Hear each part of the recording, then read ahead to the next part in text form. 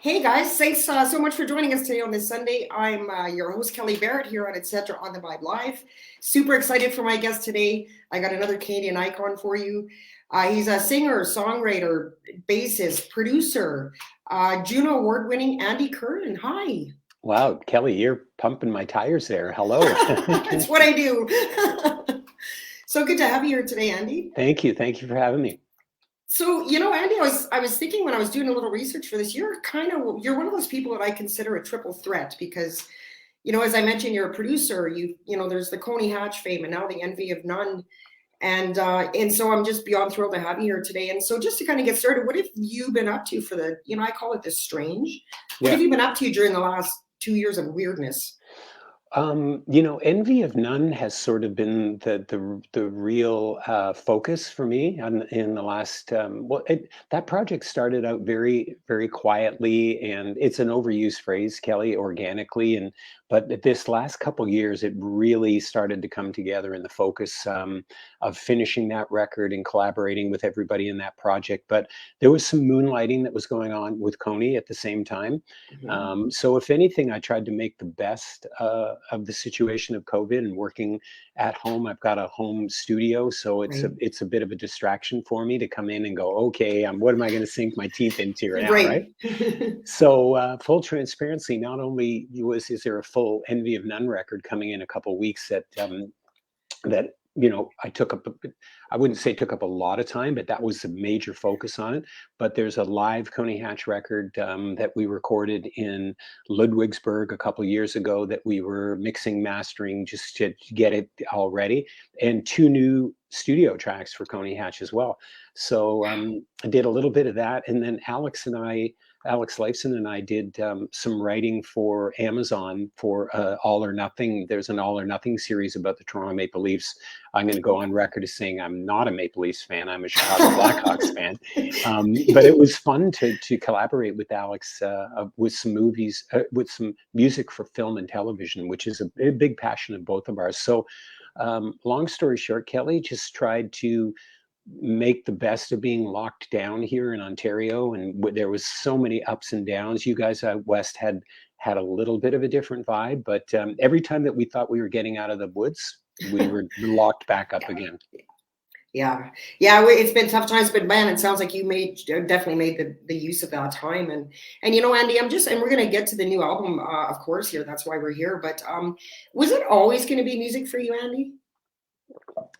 I think so. If my other real passion and love is hockey, I'm a crazy hockey junkie, and like a lot of Canadian kids, if you had asked me what I wanted to be, I want to be in the NHL. Right, of course. So I played hockey from the time I was 5, and I still play 3 times a week. I play beer league shinny with my buddies, and I look up in the crowd going, I wonder if the scout for the Chicago Blackhawks is here. I'm still waiting. I'm still waiting to get called up. But those were my two big passions, really, was hockey and music. And when I started to get into high school, Kelly, and then, the last couple of years of playing high school hockey, all of the players got bigger, faster, Right. meaner than I was. And, I'm like 160 pounds wet out of the shower still. And I was getting knocked around, and I was like, I don't think I'm going to the NHL here, right? And Right.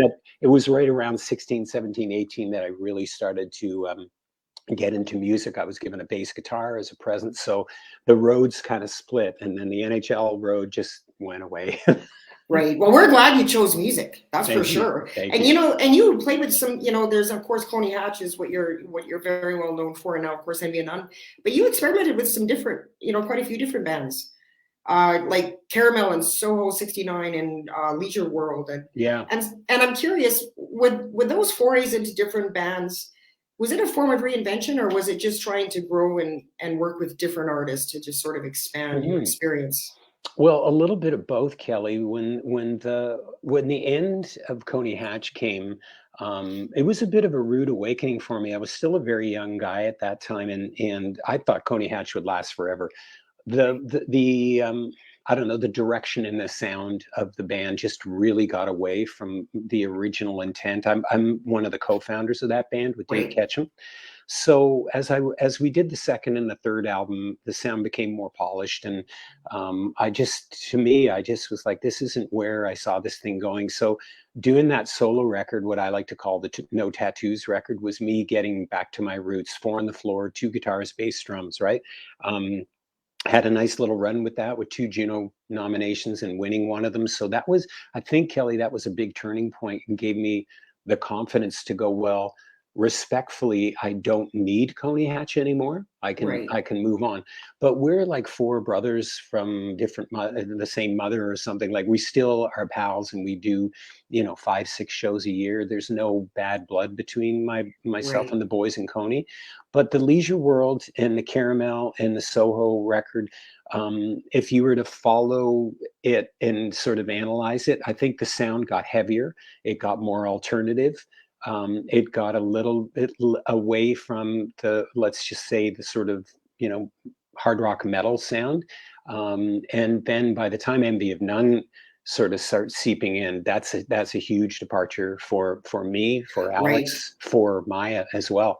But encompassing a lot of the music that I love. I know I'm sort of skipping ahead to Envy of None, but all through my ride, Kelly, as a musician, I'm a huge fan, a music fan. I love to consume music, right? So, a strange thing that maybe people don't know, that when Coney Hatch started playing out as a cover band, and we were talking about this because you're a musician, I was always trying to insert new wave into our set list, and we were a hard rock band, so we were playing the Police, we were Right. playing the Monks, Drugs in My Pocket, Eddie and the Hot Rods, we were playing the Cars. So I Good always loved, stuff. yeah, I always loved new wave music, right? And Depeche Mode's a big favorite of mine, Nine Inch Nails. But then the more I sort of started growing as a music fan, I started listening to a lot of Massive Attack, a lot of Thievery Corporation, a lot of Bonobo. Patrick O'Hearn is a big inspiration of mine, and he was the bass player in Missing Persons, but he went on to have his own career doing ambient music. And I started Right. listening to a lot of soundtrack stuff and going, wow, it'd be fun to write music for film and television. So all of those elements are coming out in I think, in Envy of None. But it has been a ride. And to answer your question, it's been a conscious decision not to just stay in the same lane.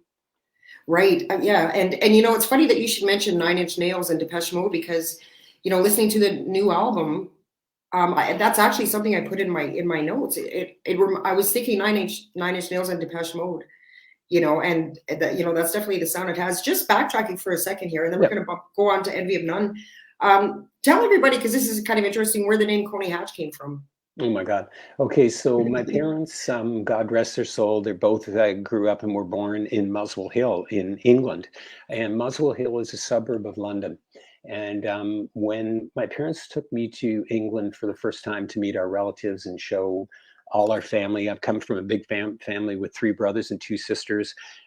They wanted to show us the neighborhood that they grew up in, and so we were doing a little tour of the neighborhood, and we got to this area where there was a big brick wall, and behind the brick wall was this big ominous building. And I said to my mom and dad, what's on the other side of that? And they said, oh, that's Coney Hatch, the loony bin. They called it a loony bin, right? So it was a psychiatric hospital. Right. And my mom told me, as a little girl, she used to run down that street because she was afraid that the loonies were going to jump over the fence after her, right? Of course. Of course. So I don't know, like, I was starting to, I wouldn't call it a journal. I carried this book around, and I would write or song titles in them, or band names or something. So I wrote Coney Hatch down. It was originally spelled Colney, but not pronounced Colney. It's pronounced Coney Hatch. And so we just took the L out. We thought it would confuse people, but it's actually named after a northern London psychiatric hospital. I think that's brilliant, because there's a certain amount of crazy, Oh yeah. there's a certain amount of crazy that goes on with this lifestyle, and the whole music thing. And you guys have a Coney Hatch, just for the Coney Hatch fans here, you have a gig coming up here pretty quick on April 22nd. Yeah, in just outside of Toronto in Kitchener, a really good venue called Maxwell's. That gig's been rescheduled 3 times because of COVID. It's been off and on again. We had a show where we were opening up for Kim Mitchell in Buffalo that has been postponed. We had some shows in Europe, in France, Belgium, and Hamburg, Germany. So we'll see what happens with those, Kelly. As we spoke about off air before we started, like it's just been a crazy chapter for musicians. Yeah, I feel pretty lucky that I've got other work going on, that I'm not solely reliant on touring. for sure. My heart goes out to a lot of friends of mine, like the boys in the Tea Party and Big Wreck, that rely on touring. Right. But it feels like things are changing, doesn't it, Kelly? Like it's I, like, it, yeah, it sure does. Yeah. I think the end is over. Like the light of the tunnel is in front of us. I hope so. And I know I was at a Glass Tiger concert last Saturday. Nice. And, there was something about being in a packed room where you could see people's smiles. There was no masks. The band was on fire. The audience was lit up. And, just those things that I think previously we took for granted. Just being in a crowd and just being with people and you're total strangers, but you've got this common love for this artist on stage. Yeah. And it was just amazing. And I think it's going to be that way from now on. I think the fans are just going to be nuts, like when the shows are now coming back, because we've just needed it for so long. Yeah. Kelly, you said something that I think is very pertinent. We've taken a lot of stuff for granted. We all became pretty spoiled, and we Yeah. all just got used to it. And then when they take away things like going and meeting your friends in a restaurant, or doing a show, and touring, or just things that we, like you said, took for granted. And I think this COVID chapter has really been a good one for me to find a balance of what's Right. really important to me. And I really miss that social interaction. So I hope I hope I don't 2 years from now just become as jaded as I was before COVID. Right. I think there's a lesson to be learned. I'm always looking for the silver lining in a negative situation. And I agree with you 100%. My bucket list looks so different now. Yeah, What used to be important and the goals I had and what I considered important. I want to travel here. I want this car. I want this perfect relationship, blah, blah, blah. Now it's like, I just want the people I love to be happy and healthy. I just yeah, want to sit down and have a meal with somebody that I care about yeah, and walk. The one thing I really missed was being on the streets and just, sometimes, just seeing the smile of a stranger, just yeah. smiling at somebody, so. I couldn't agree more. I Right, know. right. So aside from the show, and then your vinyl, and I think you were just talking about that, Andy, is available on Rock Paper Merch, right? Yes, it is. That's Oh, the live at the El Macombo is what I'm yes. thinking of. So our friends at Rock Paper Merch just brought that over to my house. Oh wow, look at And that. there we go. There. So it's interesting because we did this on vinyl, and that was really, a pet sort of little project again during COVID. We played the Right, one show at the Alma Combo, and we had never had our live album out, Kelly. So we thought, hey, this is pretty cool. So we pressed, I think it was about 300 copies of the vinyl, and they all sold out very quickly. And thank you to any of the fans or people, music fans out there that bought those. And it was a really nice, just a really nice sentiment coming across to know that people were still interested in that. But then what happened was we got some calls from some friends who are connected with retail, like actual stores, going, why can't we buy this? So yeah. we decided to press it on CD. And we're at sort of the vintage that people still listen to CDs. and Right. it's and it's still, there's still sell a lot of CDs in the UK and over in Europe. So we decided to press this on CD, and all of the CDs just ran out. So this is the second Right, pressing of it with a different, it's hard to see there, a different cover. right. Um, but this one will be ready now. And we've got a few other things we're working on, Kelly, like the official bootleg with some demos and some old recordings. So we're trying to dig some stuff out of the old archive of Coney. Fun stuff, Andy. And so Andy's website is scrolling along the bottom of your screen. And can all of this be found at that website? I know the Yes. Envy of None album is there. There's some Coney Hatch music. So once again, Yeah. guys, check that out. We're getting Links on that website leading elsewhere. You might that's have to right, follow the but pretty much breadcrumbs a little bit. Yeah. right, but pretty much anything that you want is right on that site right there. So Yeah. we're getting some comments, a ton of comments in already, Andy. So our good friend Dwayne Watson, who's a great friend of the show, is just saying, hey, and he's agreeing with everything you said in the first segment. Eric, oh, this is interesting. Eric Sherman, hey, Eric. He said he auditioned for Coney Hatch around 83. Apparently didn't get the gig, but loves the band. Okay, Eric, sorry you So didn't no get the bitterness. gig. There's no bitterness. Yeah, it's a blur back then, Kelly. God, I have people coming up to me and they'll say, "Hey, Andy, I saw you play at such and such a gig," and Kelly, sometimes it's just a blur, like everything that happened in the '80s. So, with all due respect, if I don't remember that audition, I apologize. But a big shout out to him, man. We love you. I don't think there's any bitterness. Yeah, I agree with you, Andy. The 90s are pretty much a blur for me too. Gordon McLennan says, I did not know that all these years later. And I'm pretty sure he's referring to the Coney Hatch name and where it came from. Okay. Yeah. Yeah. So Shauna Lorraine, who's a local musician and a really good friend of the show here, says, wow, I stopped in at a great time. Hi, Kelly. Hi, Andy. Hello. I listen to Coney Hatch CDs in my truck all the time. Good. I love that. Keep the truck going, man. That's keep trucking. Yeah, we call we call the Hatch fans cone heads. So it's always nice to meet cone heads, right? We've got some right here. Yeah. Oh, that's awesome. Love it. Gordon Enright. You may know him. He's a good friend of the show too. Yep. Yeah. Hey, I Gordon. recognize that name. Yeah. He says, I've got my vinyl. I've got my live vinyl. Oh, good man. I know, that was a labor of love. We just during COVID, getting into the lockdown of everything, I'm not even joking. Every single album showed up on my doorstep in a box. I signed every one of them. My daughter and I hand stamped the Coney Hatch logo with a rubber stamp on it. And then we sent it to Carl and Halliburton. He signed them. Then he sent it to Dave in Thunder Bay and he signed them. Then he sent it back to Sean Kelly in Toronto and he signed it. My God, it took forever. So we won't do that again. The stamping thing, forget about that. My right arm is like huge from stamping. But we like the kind of boutique nature of it and the sort of like, I don't know, it really felt like a bootleg, right? But everybody was super patient on that because it took a long time. There was a backlog in making the vinyl. And then to send that record around to get it signed from 4 different people during COVID, there was no hanging out, driving to places and meeting and having, a breakfast or something. So I want to thank everybody for their patience on that. Because at some point that people were like, am I ever going to get this record? I think people understand the way things worked. And, hey, so let's get to Envy of None. Yep. I am so excited about this new project. And you were kind of alluding to it before. And one of the, to me, it's like nothing I've heard. I'm going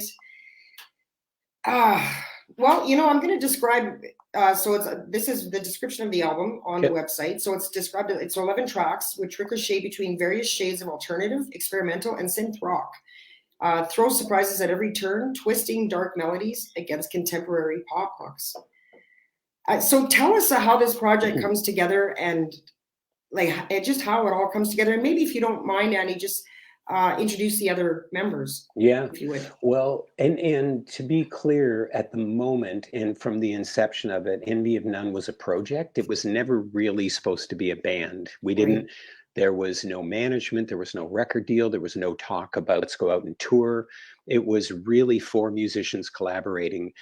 I jokingly say, we're like the Alan Parsons Project with far less musicians. I just think there's too many Dr. Evil, like the Alan Parsons Project thing. But anyway, serendipitously, I met Maya Wynn. I was asked to do be a judge for an online radio contest. And this is going back about 4.5 years ago. And I was asked to sort of rate 10 songs from 1 to 10, 1 being my favorite, 10 being my least favorite. And then the winners, there was going to be 5 of them, I believe, for this national radio contest. I might even have been global. And some of the winners were going to get recording time. Some of them were going to get money, gear, but all of them were going to get a mentoring call from somebody in the music industry. And I've kind of spent the last 12 to 15 years at a label and a management company, Anthem Records and SRO Okay. Management. So I went into this call with Maya Wynn, who was one of the winners, thinking that that's what the call was going to be about, asking for advice about touring and writing and stuff like that. And it was during that Right. call, Kelly, that she said, I looked you up on the internet, Andy. Can I write with you? I was not expecting that. Okay. She was 21 years old Wow. at the time, right? So we jokingly Right. said, this girl's got the balls the size of Montreal. She just came out and after asking all kinds of advice says, what about let's write, you know? So Wow. I said, listen, it's funny. The timing of this is really interesting because I said, I'm kind of scratching another itch right now. I love alternative music. I love electronic. I love industrial. I love sort of soundscapey, almost like what I'd call, I don't know, like soundtrack music for film and Right. television, right? So I said, I'm going to send you over some ideas and you can do whatever the hell you want with them. Some of them I'm going to send over that might have a lyrical idea or they might have a little melody idea. And most of them, Kelly, were probably as short as 30 seconds or 2 minutes long so that we could develop a song. So I sent a bunch over to her and a track that has ended up on the record called Shadow was the first one that Maya called me up and said, I really love this. It reminds me of a video game music. She said, I was like, okay, I don't play a lot of video games, but go knock yourself out. Right. Right. Um, It's different perceptions. It's yeah, cool the way music is just perceived differently, and it's all about perception for the individual. And exactly. And yeah, she's much younger than I am. And that's part of this envy of none is what we love. There's a real injection of youth here with right. Maya, right? But her command of melodies and harmonies and lyrically, she's wise beyond her years. She was writing lyrics and we're like, this girl's 21. This is pretty deep lyrical stuff, right? Right. So when I played what Maya had done on Shadow to Alex Lifeson, we're quite good friends. He was like, "Oh my God, this sounds great." I had played bass on some music that he was working on, which was really quite an honor for me. And I said, "Well, I play bass on your stuff. Can you play guitar on this?" And that Yeah. was the humble beginnings of Envy of None. And I had also sent the music to my friend Alf Annabellini, who's the fourth member of Envy of None. Right. He's a recording mixing engineer, but he's a multi instrumentalist. And both Alex and Alfio said to me, "My God, Maya Wynn is something special here, Andy. We got to do something with this woman. She is really, really good." So one song turned to three, turned to six. Before you know it, this last year, we put the pedal to the metal. And it was really Alex driving it all, Alex Lyson being the most vocal to say, let's finish this record. The world needs to hear this. I sent some music to my friends in the UK at this small label called Snapper. They do Porcupine Tree is probably the most well-known band that they're involved with. And they came back and said, we love this. We want to release it. So all of a sudden it became very real, Kelly. Like this is happening. Yeah. This is how, yeah. And I just, and when I think of my own description of the music, it's, I was listening to Look Inside. And to me, it literally, there's nothing out there right now that sounds like this. And I think, it's a fresh new world, like we were just talking about, with the restrictions being lifted. And I just thought, wow, this is what we need, fresh music. It's a fresh start to things. And there's nothing out there right now that sounds like this. And I'm a huge fan also of 80s, 90s music and new wave. And I listen to this music and I think, like for Look Inside, for example, to me, it's hypnotic and Yeah. it's ethereal sounding almost. I, I agree. Yeah. It's and you just don't hear any of that anymore. And so, and I just kudos to Maya for just for having, like you said, the kahunas enough to Yeah. approach somebody like yourself and want to write with you. Well, the one thing when we were writing this music, we've kind of said this doesn't sound like anything else right now because It doesn't. you're really putting in a lot of personalities into a blender and a lot of different musical styles. And there were times I have to tell you where I was like, "Hey, I think this record could use something with a little bit of teeth on it." So we wrote Enemy together and we wrote Dog's Life that have a little bit more of an edge to it. But most of the stuff, a song like Liar is really nasty with fuzz bass and almost like an industrial groove. But then when you layer it with Maya's beautiful soft tone on it, you've Right. got this interesting mix of It didn't matter what we wrote, Kelly. That thread through it was Maya's voice, and that beautiful soundscape that she had was the icing on the cake for us. And the last thing I'll tell you about the styles that were thrown into the blender was really rewarding for me and Alex and Maya, because she's really, if you listen to Maya's stuff, she's very much Americana folk. If you to go to mayawin.com, you'll go, wait a sec, this is like a little folkstress, you know. Right. Everybody knows Alex from Rush. They know me from my projects. It's all hard rock, but this is nothing like that. So it was fun to stretch and break out of the mold that people would expect from us. I know some music fans are going to be pissed off going, this doesn't sound like Limelight, you know, like, well, Well, it's because it's not Rush. no, So, you know. no. And it's not Coney either, right? There but you go. It's something new. yeah, super rewarding to be able to stretch and do that kind of stuff, and then have people embrace it and go, we like this, you know, because lots of people experiment with music, and then you go, wait a sec, well, Curran, why are you, where's that rock and roll that you gave us, you know, we love that. And I just wanted Been to there, done stretch. that. Yeah, Right? Been there, done that. Yeah. yeah, Let's do yeah, something new. And that, you know, it's introspective music. It's got a kind of dark undertones. totally. What I like to call pleasantly dark. Yes. It's pleasantly dark. Yeah. And to me, it's reminiscent of the 80s and 90s. I don't know if you've ever heard that before, but that, again, my perception. And I miss that music, and I love that genre. So, and one of the things that I love, and my understanding, and this is, I was reading something that Maya had quoted, you know, she is kind of in awe and appreciates the way you guys have kind of made this about her. Like, it's, you know, like she had mentioned, you know, you know, Alex doesn't want to make this about him and Rush. He wants it to be about this new singer and this new sound. Yep. And I love that idea. Like, what a lucky young girl. It's funny. I agree with you, Kelly. We did an interview recently with Alan Cross, and anybody that knows Canada knows that Alan's an amazing music journalist and just a super knowledgeable guy. And at the end of the interview, and it was with all 4 Envy of None members, he turned to Maya and said, do you ever feel like you've won the lottery when you wake I up? should say so. But we very much tried to set egos aside. Alex was amazingly humble throughout the whole ride. We do feel that to a certain extent, Maya is the star of the show. She's the icing on the cake. It's nice to support young musicians and to find a diamond in the rough Right. and have her part of this ride. It's, as I said, it's a nice injection of youth. I think it gives it that very current feeling that it doesn't, like you mentioned, there are sort of certain sounds that remind you of the 80s and the 90s, but when you put it all in a blender and put Maya's voice on it, it sounds very current. It does. It's fresh. Yeah. So, but we very much wanted to make sure that she had her voice.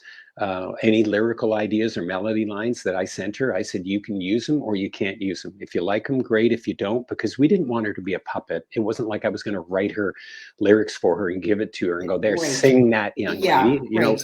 she's a vocalist. We wanted her to have her own her own platform to sing about what she wanted to sing about.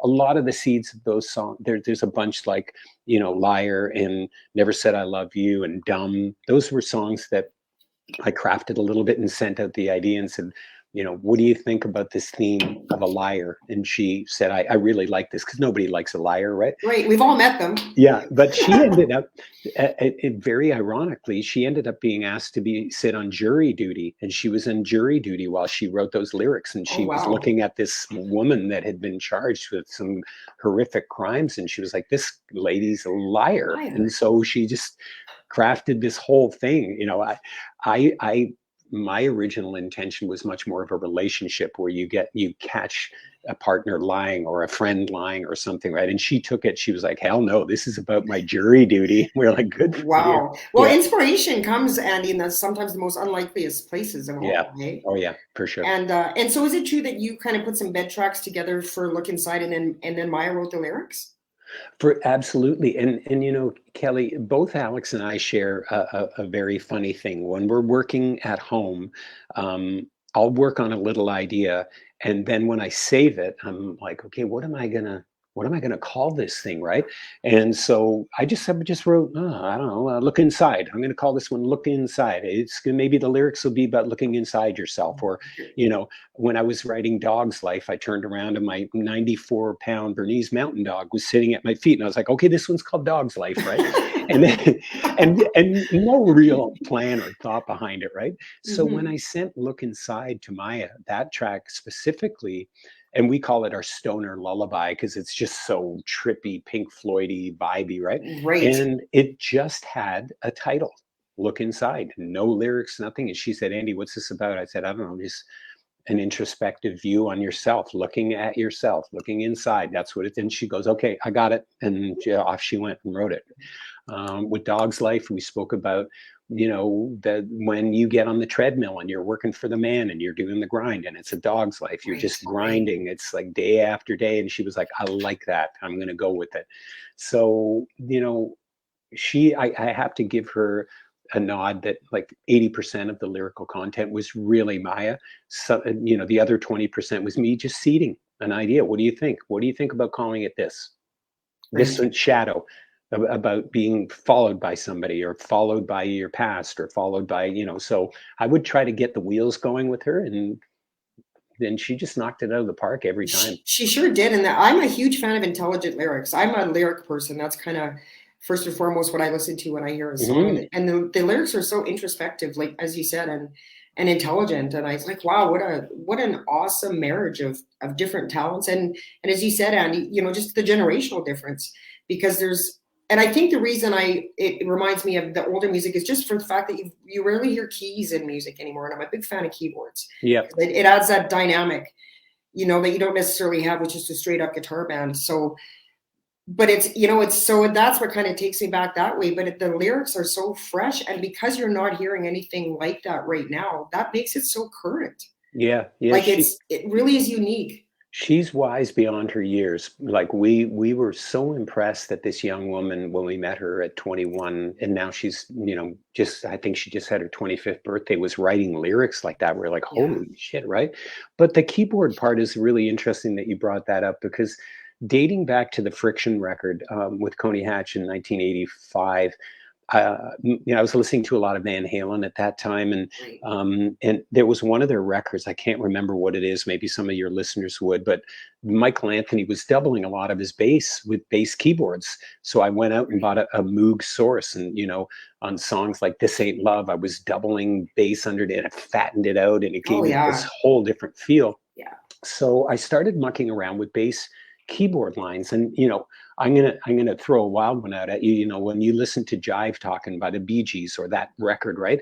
The bass lines on that, or Billy Preston or Edgar Winter, that are all keyboard bass. I was like, Yep. as a bassist, I was like, oh my God, I love this. So I've been mucking around with keyboard bass sounds for a long time. And I have a really cool system at home. I've got IK multimedia packages and Arturia with old Moog 80s synthesizer sounds. And over COVID, Kelly, I just started going deep, because there's a certain amount of repetition as a musician. If you pick up a bass guitar and you start writing on it and it just isn't there, I'll put it down and go, okay, maybe there's a keyboard bass line. And so the foundations of the keyboard, sort of that Moog 80s sound, just opened it wide up. And next thing you know, I'm layering, things like, I don't know, just crazy old keyboard sounds from the 80s, and just layering them on there. And I think that's what gives you that familiarity to it, right? Probably, yeah. And to me, it's just it's a wall of sound, but it's subtle. It's not busy. What Hmm. sometimes when you picture, like, of course, the Phil Spector wall of sound, it's my version of a wall of sound, because there's so much going on, but yet it doesn't come across as cluttered or busy. Yep. It's Like, like it's hypnotic, and it's mesmerizing to me. well, I'll throw one last keyboard thing at you, because Sure. I've always loved the sound of Mellotron, and the Mellotron was sort of very popular in this. You'll hear a little bit of Mellotron on some Black Sabbath or King Crimson or stuff like that, and it's very much like a stringed instrument. Maybe Pink Floyd. Anybody that's into sort of prog rock will go, "Oh, I know what a Mellotron is." I've got some Mellotron samples, and they're scattered all through the Envy and None record. There's Jupiter 6 keyboards. There's old Yamaha keyboards, and Yeah. I just love those old textures. So those are layered in there. People know me as a bassist, but I played a lot of keyboards on this record. I played some guitar. Most of the time I would play the guitar and send it to Alex and say, could you, this is my idea, but I need a real guitar player to play this. And he was like, Andy, they sound great. I'm leaving them. I was like, no, please replace them, Alex. And he said, and he wouldn't, he would leave them on there. So some of the obvious guitar parts are Alf and myself playing, and the less obvious ones that sound very syncopated. And the beginning of Look Inside is a perfect example. That's all Alex Lifeson. When that thing starts, you're like, what is that sound? That's Alex crafting this crazy soundscape guitar thing. So he had a lot of fun flipping things backwards and putting them through gates and putting reverb and echo and just making them sound very much like he wanted to dance with Maya's vocals, and he danced all around her. So those textures you hear, 90% of them are Alex Lifeson guitars, believe it or not. Wow. Wow. And it's funny you mentioned the old Jupiter, because when we were on the road, we packed one of those around and it was falling apart. Like, oh, yeah. It was literally like, it had the wood sidings on it and stuff.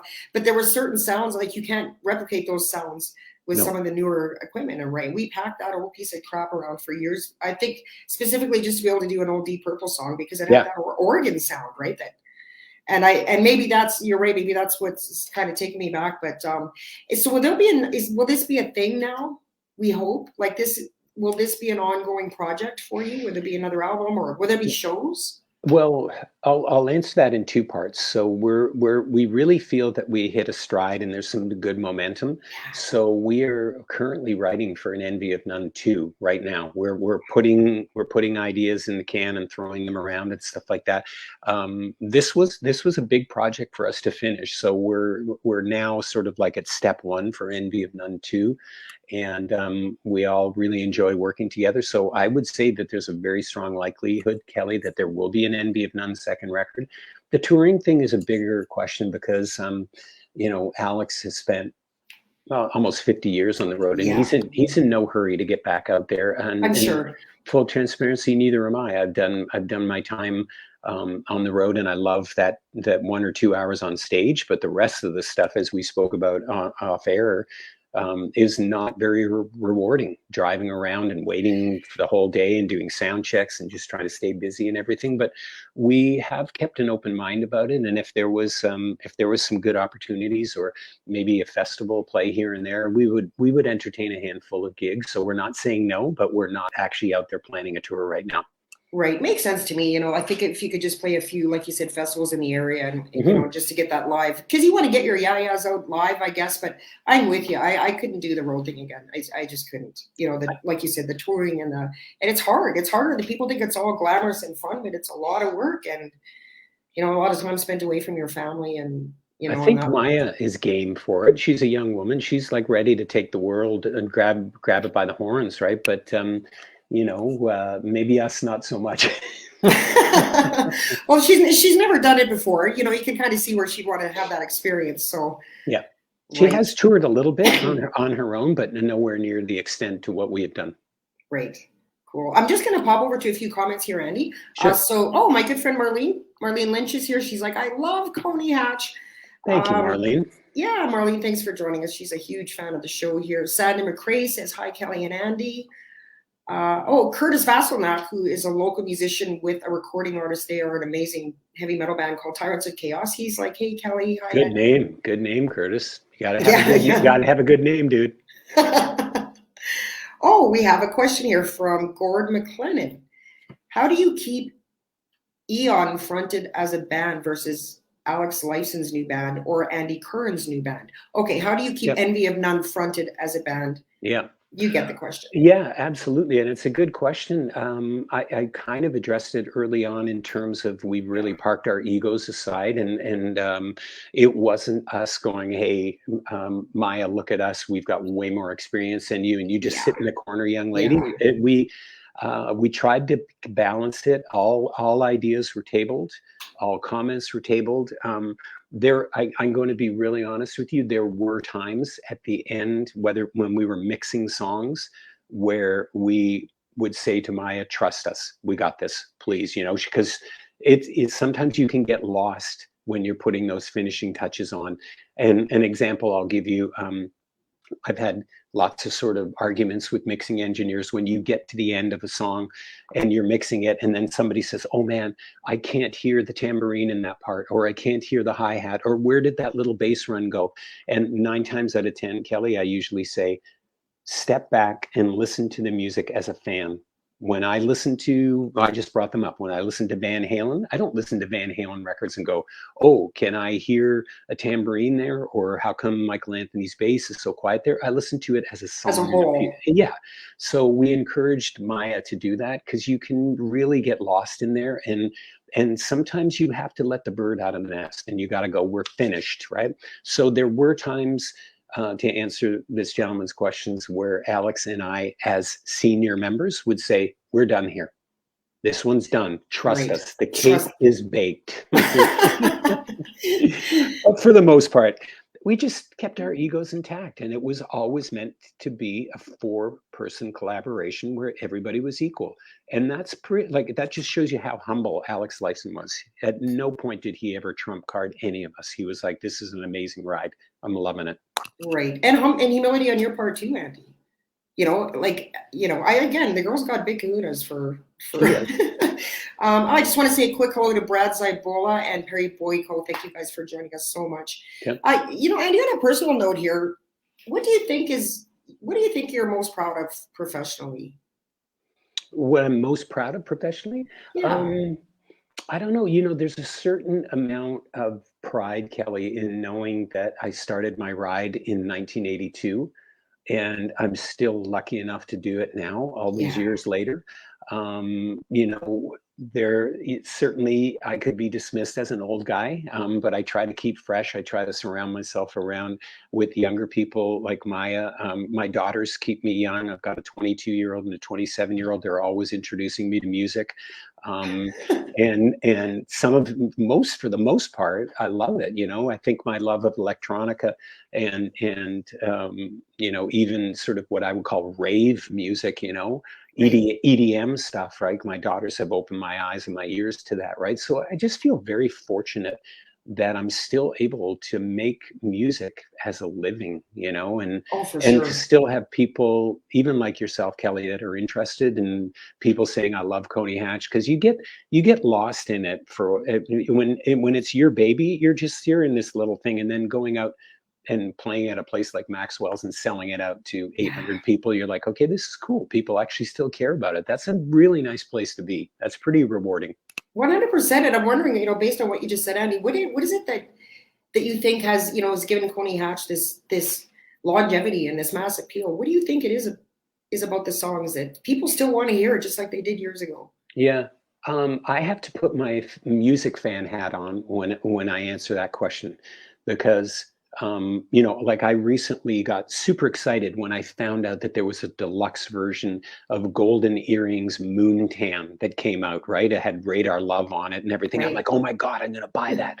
And when I listen to those songs, it's a snapshot in time for me. I go right back to when I was 16, 17, 18 years old, when I listened to Van Halen or Rush or Cheap Trick or UFO or Aerosmith, right? It zaps me back to this amazing time in my life when I was listening and consuming music, and it's a part of my teenage year. And I think, to answer your question, now I go, wait a sec, Coney Hatch was a backdrop for a lot of people. They were listening to our music. Oh, yeah. I'm in the band, but I wasn't driving around in a pickup truck listening to it with my buddies, slamming beers. And so I realize when I see a lot of these fans of my vintage come out that we were a part of their teen years growing up. So it's a nice association for them to zap back to 1982 and go, I remember Monkey Bars or Hey Operator or Devil's Stack, right? And it's nice to be honored that way, to think that you were part of somebody's childhood growing up, or not childhood, teenage years, really. Their misspent youth. Yes. I'm glad we could corrupt them too. So do you remember where you were the first time you heard yourself on the radio? Do you remember what that was like? I'm pretty sure I was in Toronto, and I think our early album we had either Hey Operator or Devil's Deck come out, or even when we were on tour with Judas Priest, and I remember checking into a hotel room somewhere like in New Jersey or something and turning the TV on at 2 o'clock in the morning and going, oh my God, Coney Hatch is on MTV. What the hell is going on here, right? I pinch myself to this day. I can't I believe bet. all those bands that we toured with, going. So we did big tours with Iron Maiden and Judas Priest, but we played with like Edgar Winter and Ted Nugent and Eddie Money and Peter Frampton and all of these bands. I had posters of them up on my wall, and I was like, oh my God, what is Right. going on? We're on tour with these bands, right? So it was a big pinch me ride for sure. It's a good life, eh? Yeah. It's a good life, and I love the gratitude, and I find that is so prevalent with our Canadian artists. They're gracious people. They're proud of they're proud and they're gracious, and as are you. So yeah, you know what, Kelly? It's funny you said that, because Alex Lifeson said to somebody the other day, "It's a good time to be me." He was talking about it's a good time to be Alex Lifeson, right? right. I'm going to steal that line, because man, I feel so lucky right now. It's like I'm happy, I'm healthy, I've got a great family, I'm still making music, so Right. I got no complaints other than I want to get out and eat some chicken wings and beer with no COVID. Are you not able to do that there yet? Yeah, we are, but Right. April 1st it's going to be blown wide open. So, but no, I feel very fortunate and pretty blessed. Right. And yeah, things are opening up, and yeah, it is good to be you. It's good to be me. I think everybody should Yeah. just think, it's good to be alive, and it's good that we survived, the Well, last little while. And at the risk of cutting this short, I got to tell you that for the first time in 2 years, my wife and I are going to travel, and we're going to leave tomorrow for a week in Florida. And she just texted me and said, we have to leave to get our rapid antigen tests in 4 minutes. So I've got 4 minutes, Kelly. okay, you know what? That was my last question, and I was just Was going it? to end things. I saw her open the door about 10 minutes ago, and I kind of thought, oh, maybe I should let Andy go. I don't know if No, you it's saw that it's or not. because of that, because we got to get like there's all those COVID restrictions for traveling. I Right? gotcha. But, Well, enjoy your trip, and thank thank you you. so much for being here. And Andy, and I think I speak on behalf of all your Canadian fans.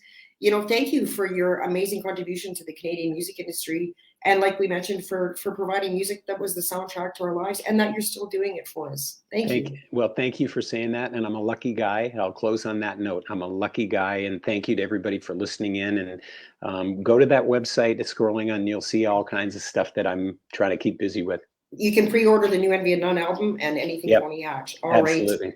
Andy, thank you so much. Kelly, thank you for having me, and stay warm in Lethbridge, and I'll talk to you soon, okay? All right. Take care, Andy. Bye-bye. Bye-bye.